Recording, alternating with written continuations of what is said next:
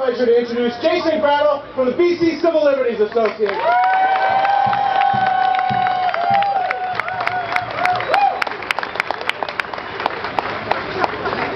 Almost 3 years ago, in February of 2007, the BC Civil Liberties Association.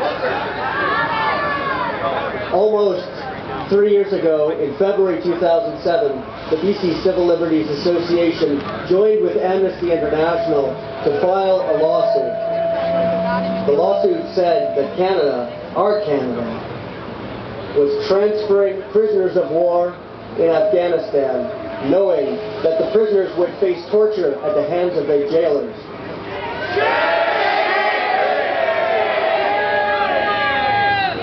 We said that Canada, our Canada,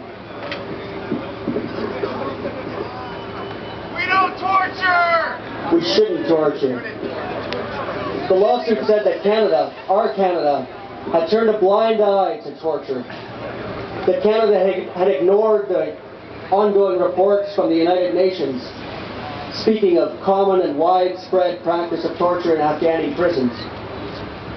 That Canada had ignored the reports from the Afghan Independent Human Rights Commission speaking of hundreds of individual accounts of torture in Afghan prisons. And that Canada had ignored the reports from Afghanistan's own army forces, acknowledging tacitly that torture was occurring in those prisons. We filed the lawsuit because we believe in a Canada that does not engage in torture.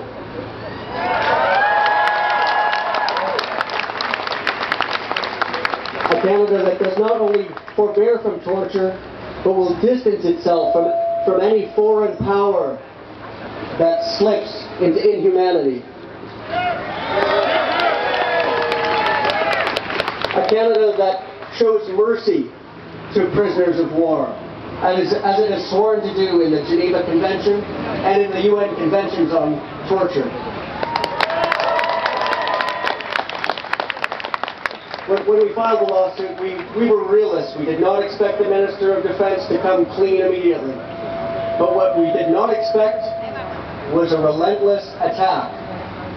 It began with a personal attack on the messengers. They said we were terrorist sympathizers.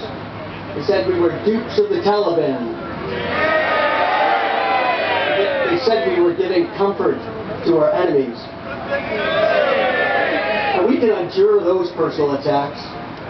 That's part of what we understand to be the to and fro of democratic discourse. What we can't endure is the ongoing attacks on the institutions of democracy.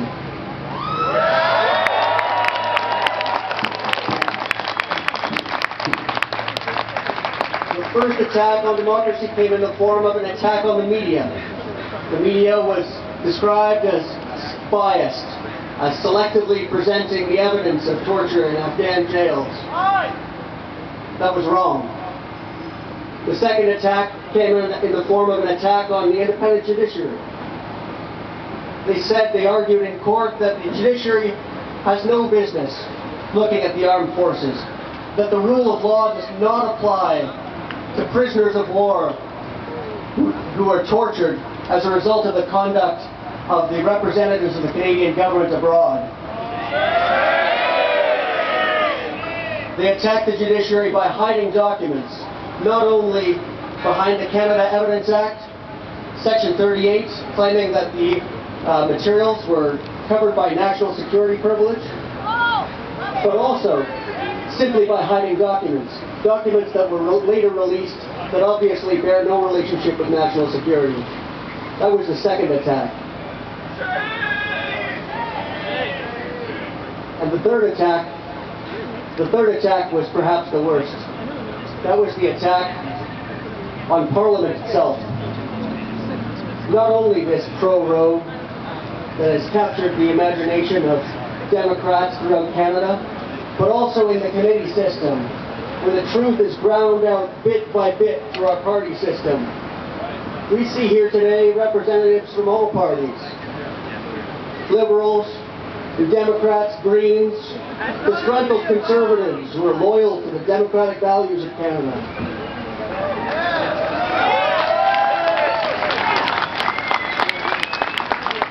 all of us know that when you attack the institutions of democracy, you attack the people of Canada.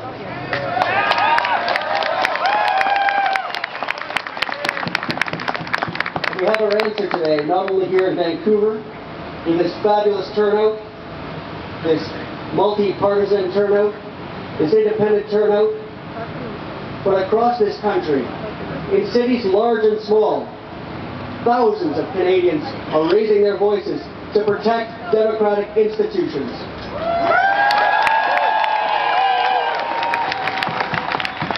Carrying a single sole message that the land is our land, and that when you attack democratic institutions, you attack the people of Canada, and the people of Canada will stand up.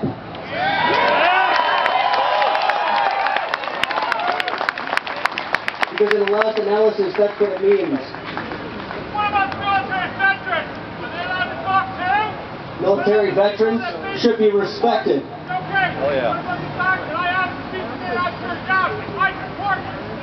Keep talking, just keep talking. And remember, always, the value of freedom of expression. Without freedom of expression, individual freedom of expression, people coming together, raising their voices together, democracy will disappear. And when Canadians come out together en masse and take the streets and speak out, then democracy will triumph. Thank you.